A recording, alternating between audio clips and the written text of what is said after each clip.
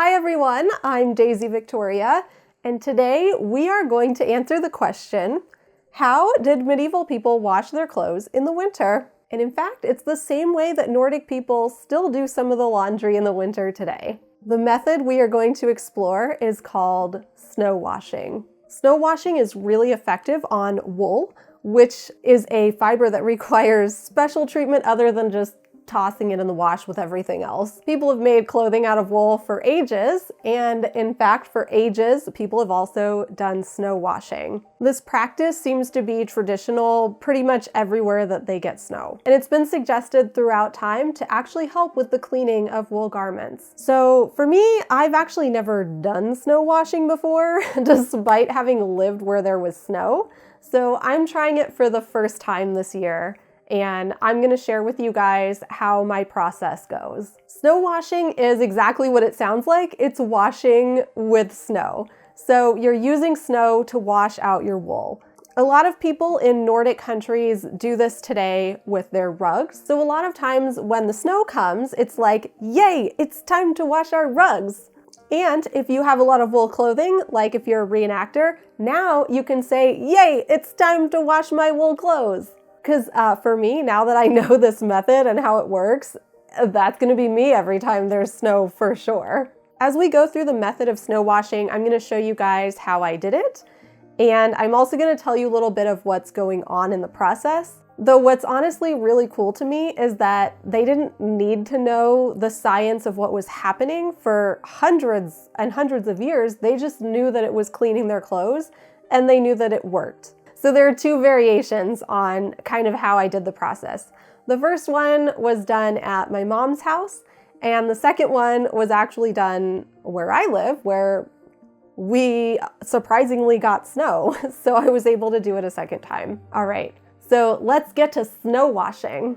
Clothing was frequently done outdoors, either in some sort of bucket or even in a water source itself. But what do you do when it gets cold out and you can't just go outside and access that water source? Well, if it's not too cold, you can still actually go outside and use the water source. If it's really frozen, you can actually cut a hole in the ice and you can access your water source that way. In fact, sometimes the laundry was brought out onto the water source over the ice and it was washed there at the hole that was cut in the ice. This is great for your laundry that you do want to put in the water. But what about other types of laundry that you don't actually want to just submerge in the water? Well, it turns out there is a solution for that, and it is snow washing. I'm washing some of my medieval clothes. I have some kirtles and some hoods here that needed to be washed just in time for the snow. The garments I'm washing here are mostly made of wool and lined in linen. There are two exceptions. One hood is also lined in wool and another hood is lined in fake fur. In order to do snow washing, I first laid out all of my garments on the snow in the backyard. Now it's important to do this when it's below freezing, obviously, since snow occurs below freezing. You also want to do this when it's below maybe about 25 Fahrenheit or below maybe -3 Celsius. And that's so that the clothes can really get nice and cold and the snow isn't going to get slushy or melt on the clothes. That was no problem for me because it was actually a lot colder than that when I did this. Once the clothes are all laid out on the snow, you have to let them cool down to the temperature of the snow. So I left my clothes there laying out in the snow for a good 30 minutes, and in fact I actually left them out a little bit longer just to make sure. Once the garments were laid out in the snow, I covered them with a thin layer of snow. This in itself is pretty fun, and you're about to see how it gets even more fun in the next step.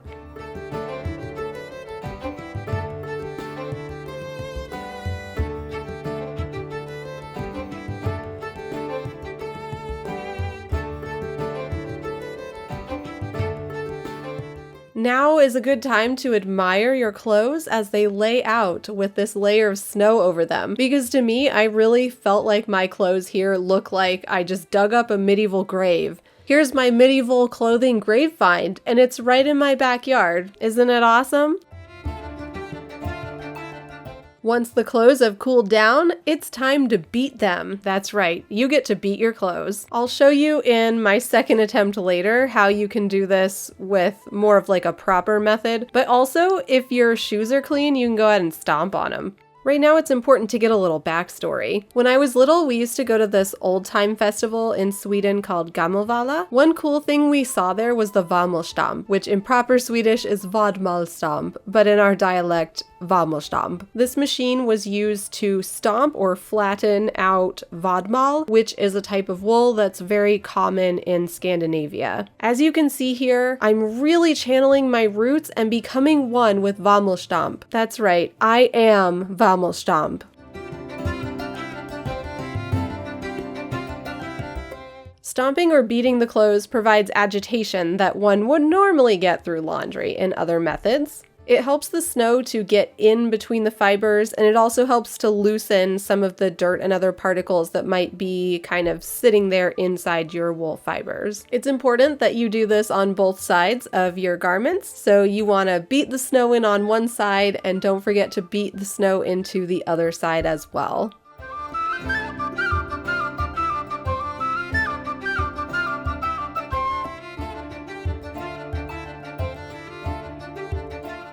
To get the snow out of the clothes, first you want to start by shaking out as much as you can. And then after that, we're going to let the snow sublimate while hanging, or we can also bring the clothes inside.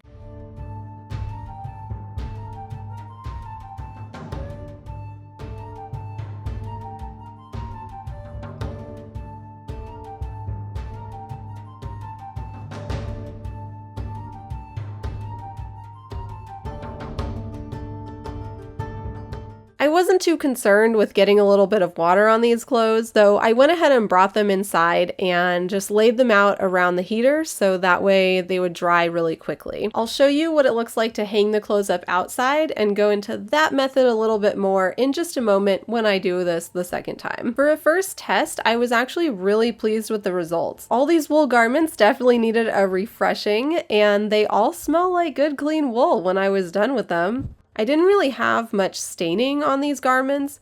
I did have some discoloration in the faux fur on that one hood, and it didn't totally come out, but it did actually get lighter. So much to my surprise, it actually took out some of the staining. So I think I could get more out if I do it again. And most importantly, Miss Kitty approves.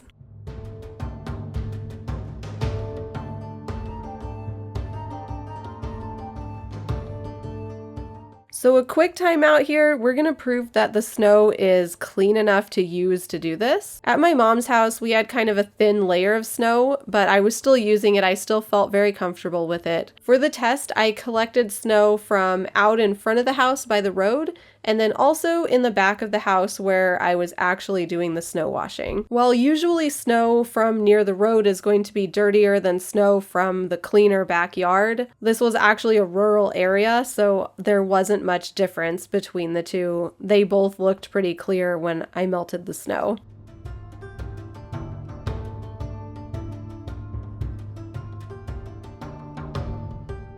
And then I went back home and imagine my surprise when we got snow where I live, which almost never gets snow, so it was pretty lucky. I got to wash the cloaks that I didn't even have with me when I was doing the first batch at my mom's.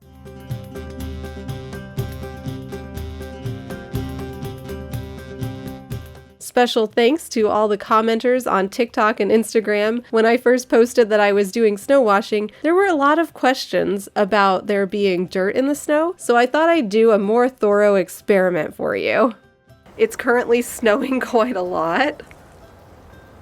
So we're going to do a little experiment. I'm taking some jars and I'm going to collect snow and melt it so we can see how clean or dirty it is. So I took one clean jar and I set it outside in the falling snow, so we're going to collect it as it comes down. Next, I'm taking another jar and I'm just going to collect snow that's freshly fallen. And then I'm going to use a less careful technique to collect some more snow from right off the ground. This time I'm being much less careful in my collection method and making sure to get all the way down to the ground. And then I'm going to take this very clean jar right out of my cabinet. I can't even do this without laughing. Definitely not dirty. And then we're just gonna collect some snow in here. Wow, it's not even melted yet and it's already dirty.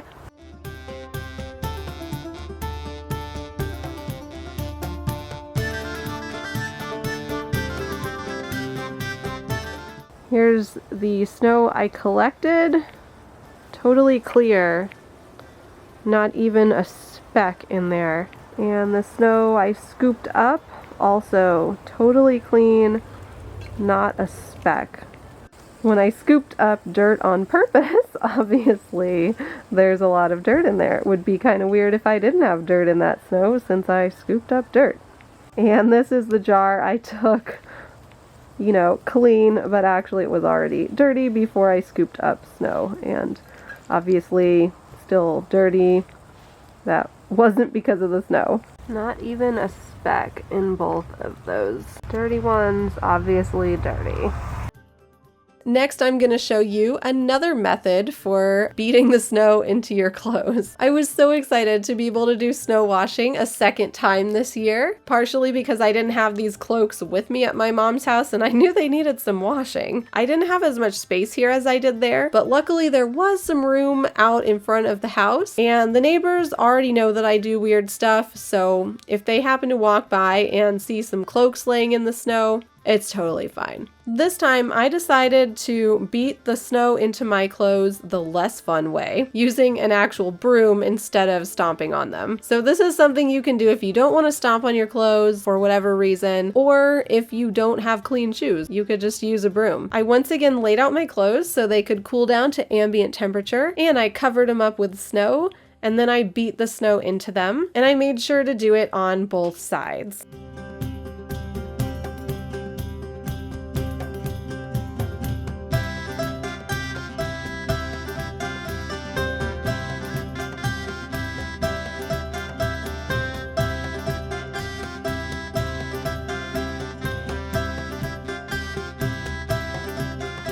So what exactly is happening when we do snow washing? I'm going to start by stating the obvious, that snow is water, but it's also textured flakes. So that texture of the flakes is going to have a different effect than just a liquid water molecule. Another point is that we know freezing kills bacteria. Extent of cell death in a culture depends on several factors, such as the exact temperature, the length of exposure time, and even the type of bacteria. But we do know this is one way that it can help to get rid of odors and things like that.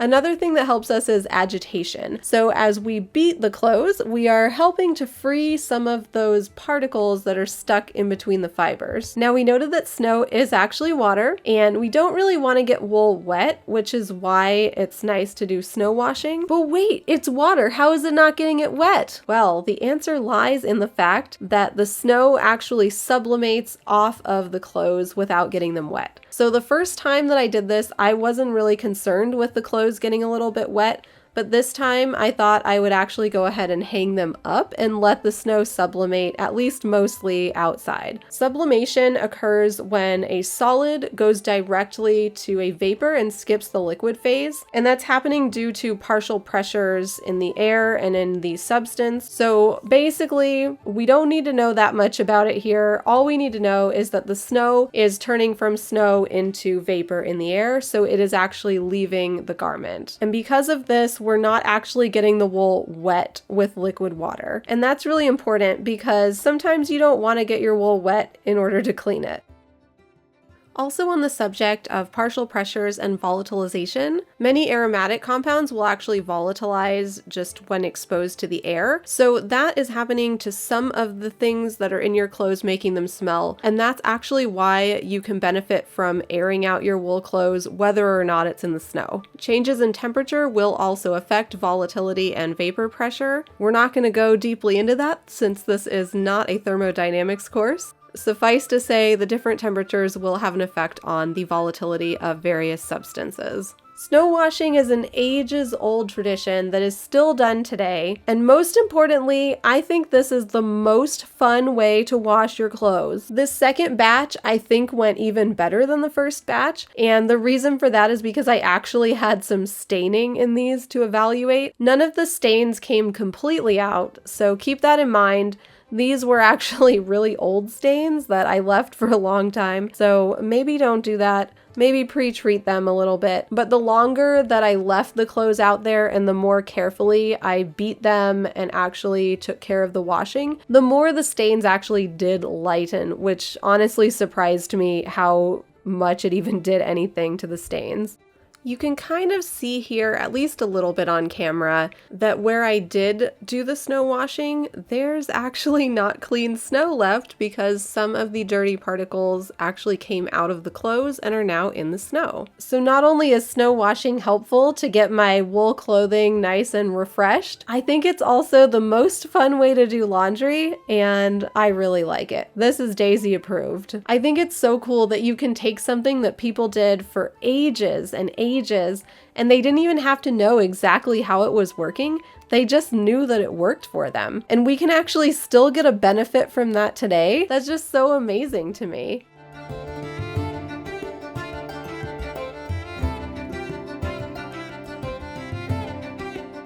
gonna have some coffee here and warm up before I edit the video.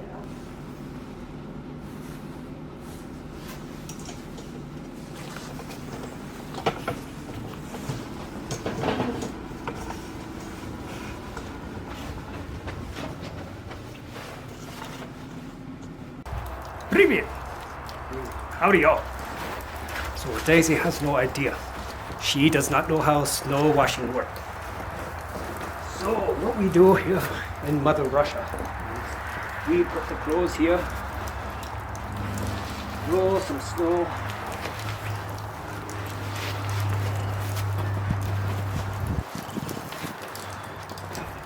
now the trick is more pressure, more clean.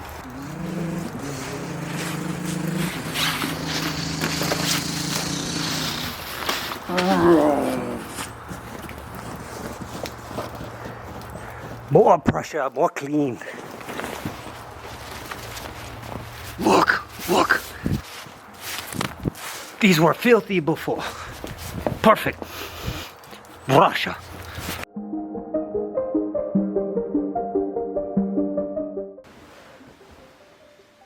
It all passes the smell test. If you want to smell it too, you can scratch right where you see this. Please note, I am not responsible for any damage to your monitor. Scratch and sniff results may vary.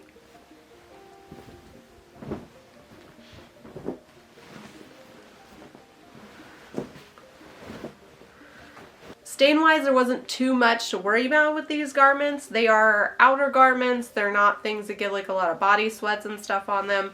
The exception being the hood part of this cloak. And it seems that it's not perfectly back to all the same color, but it used to be very discolored and now it's only slightly. So it actually did get out a lot of the discoloration. Now this is a really old cloak that I've had for a long time.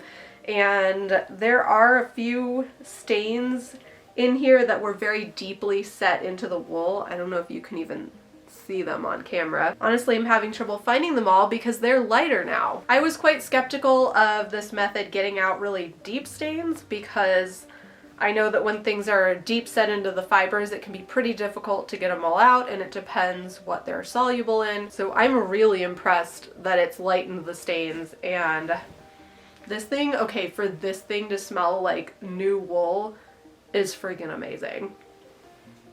Like, so awesome, because this one's been through a lot. Wow. These sleeves were the dirtiest. Somehow they're the cleanest.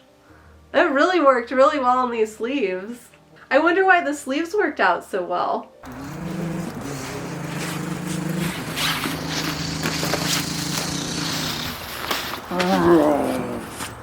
Overall, I'm so happy with snow washing. It was extremely fun to do. This was the most fun laundry day I've ever had in my life.